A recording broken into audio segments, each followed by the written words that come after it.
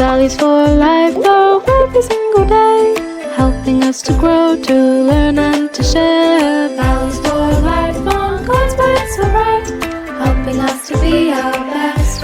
Whoa, Nollywood kids, Nollywood kids, values for life.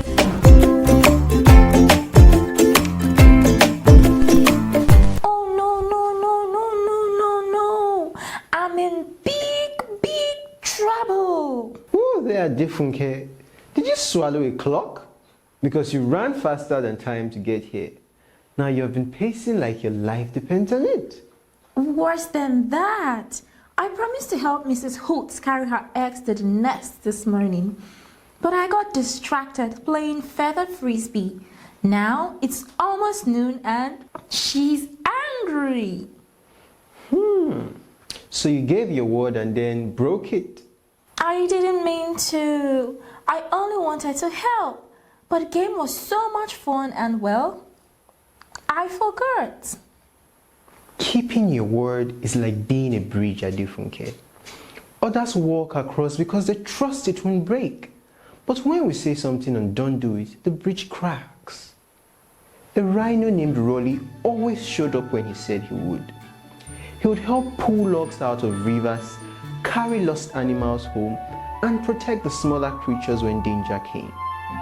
Wow, Rolly sounds like a superhero. Exactly. The animals knew they could depend on Rolly.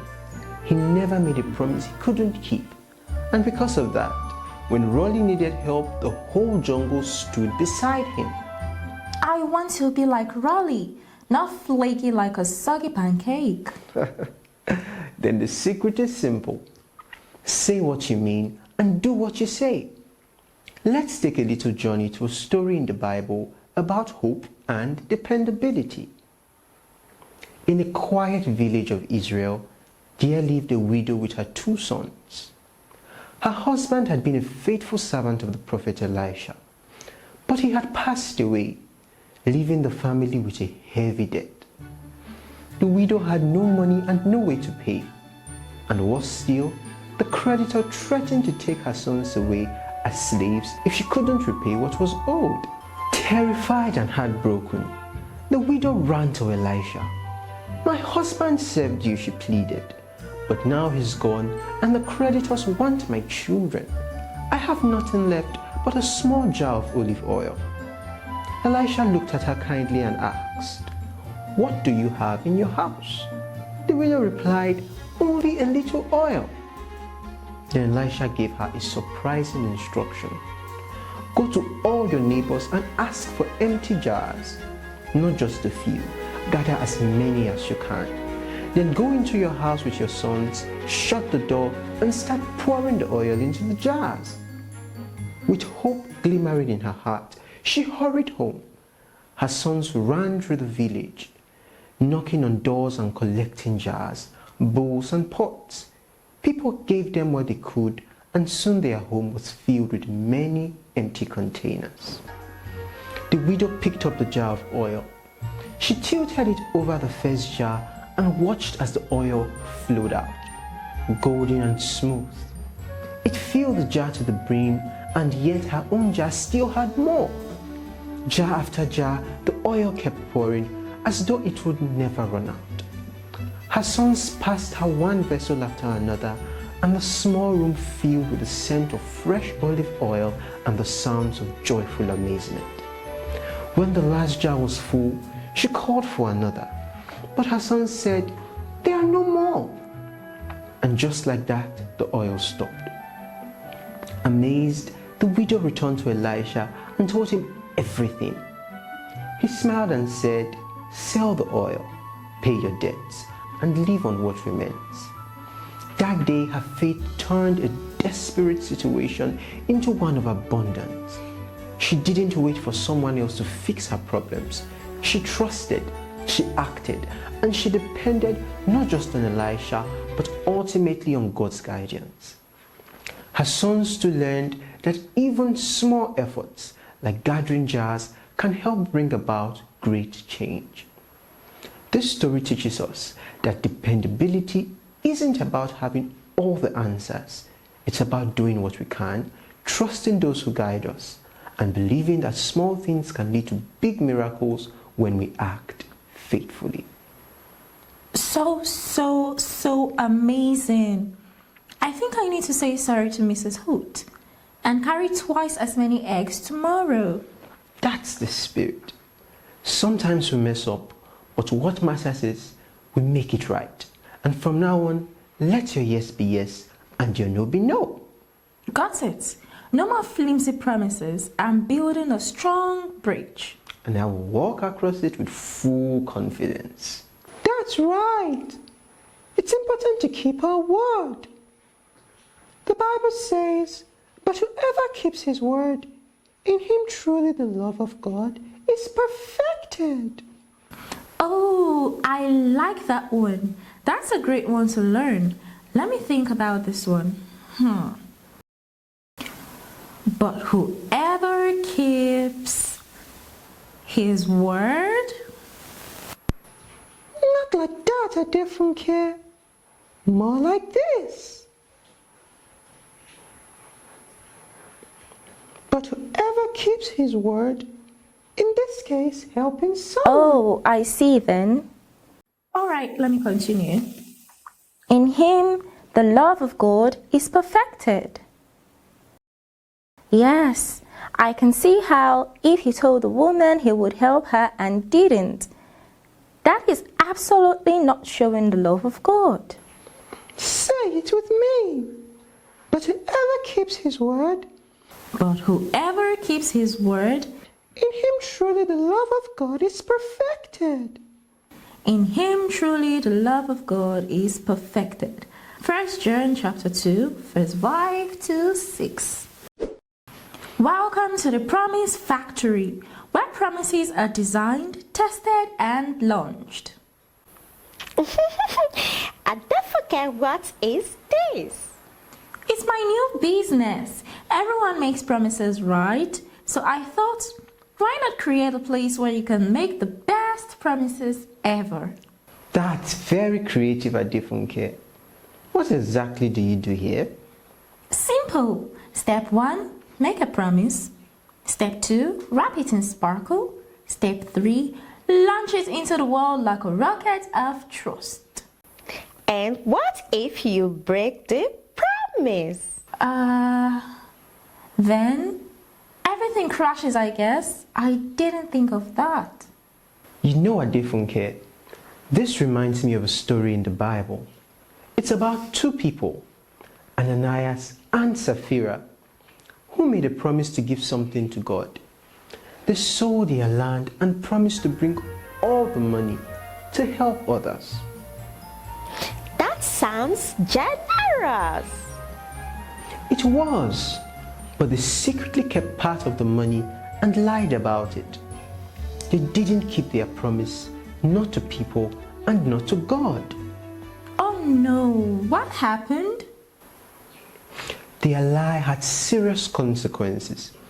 It was a warning to everyone that we should never treat promises lightly, especially when we say them to God or people we care about. So promises are powerful, not just words. Can you think of any example, Watchman? Of course. Once there was a tortoise who loved to talk. One day, two birds offered to carry him across a river using a stick, if he could promise to keep quiet while they flew. Ooh, I know where this is going. He promised, but as they flew, he overheard someone say, "Look at that silly tortoise just hanging there." He opened his mouth to shout back. And it fell. Exactly. He promised to be quiet, but pride made him break his word. He wasn't careful about what he promised or why he promised it. A promise is a golden thing. Don't toss it in the air. Keep your word like treasure bright. Show others that you care. Think before you you speak it loud and ask yourself this test. Can I do what I just said? Will I give it my very best? That was so beautiful. I'll never hand glitter promises again without thinking first. You know, promises are not decorations. They are commitments. Like planting seeds. You don't just throw them anywhere. You plant carefully and then you nurture them. So before we promise to help or give or say, I'll be there, we need to stop and ask, can I really do this? Proverbs 20 verse 25. It is a trap to dedicate something rashly and only later to consider one's vows. Whoa! Even the Bible says, think before you promise. Because being dependable isn't just about doing. It's about meaning what you say. I thought this garden was going to be fun. I had a vision, watchman. Tomatoes, carrots, and cabbages. Well, I see the vision, but I also see forgotten chores. Did you water the plants every day? I meant to, but then I spilled juice on the calendar. I forgot which day was which, and then I tripped over a tomato. Did the tomato fight back? It rolled aggressively. Well, Adefunke, these are just excuses. You didn't need a calendar to remember to water every day. It's a task that was important enough not to be forgotten if you truly were dedicated to your garden. You know, Adefunke, this reminds me of a story Jesus told. A father had two sons. He asked the first to go work in the vineyard. The son said no, but later changed his mind and went. Okay, go on. The father asked the second son to work too. He said, yes, sir, but didn't go. Ooh, that second son is like me with my calendar. Exactly. Jesus asked, which son did what the father wanted? It was the one who corrected his mistake and did what was right in the end. So, it's not just what I say, it's what I do even after I mess up. Let's zoom over to the jungle now. There was once a lazy macaw named Momo. Momo always promised to help the ants carry food to their hill when it rained. Let me guess, he didn't? Not once. He flew off to play in the trees thinking, don't manage. But one day, the food got swept away in a flood. Momo felt terrible. Poor ants. This time, Momo did something different. He flew far and wide to collect seeds, fruits and leaves. It took him days, but he kept at it. And the ants forgave him because he didn't just say sorry, he made it right. So fixing mistakes takes work, not just words. Okay, I'll admit it.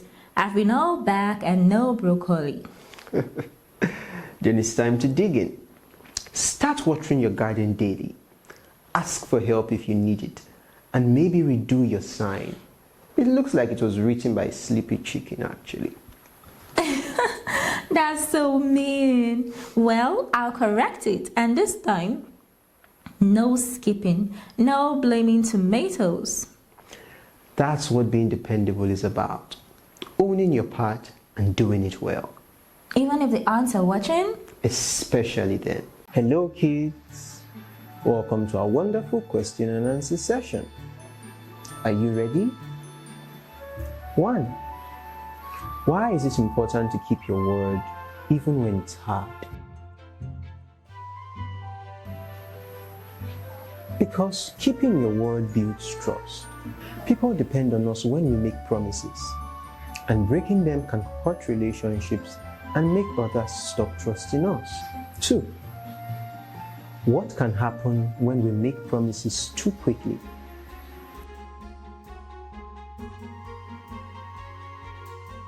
We might promise something we can't do, and when we fail to keep it, we disappoint others and show we are not dependable. 3. What mistake did Ananias and Sapphira make?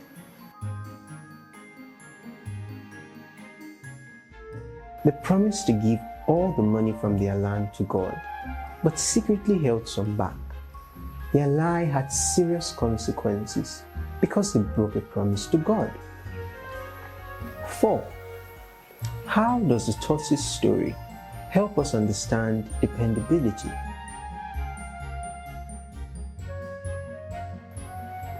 The tortoise broke his promise to stay quiet because of pride. It shows that promises require self-control, and breaking them even for small reasons can lead to trouble. 5. What did the song remind us about promises? That promises are valuable, and we should think carefully before making them. We must ask ourselves if we truly mean what we say. 6. Why is it important to correct your mistakes?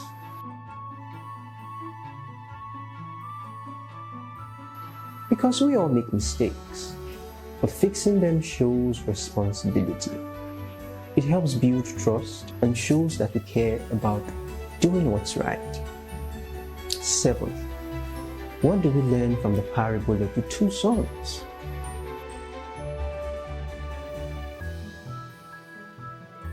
That saying the right thing isn't enough. The dependable son is the one who may have started wrong, but chose to do the right thing in the end. 8. What did Momo the macaw do after realizing his mistake?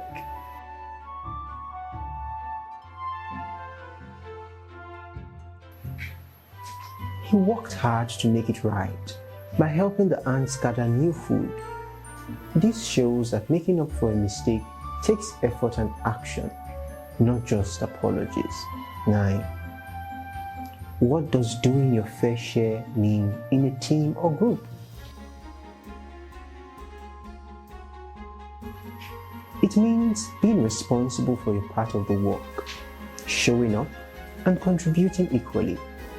It helps everyone succeed and keeps things fair. So kids, hope you enjoyed our wonderful question and answer session. Until the next one, bye. Shut up.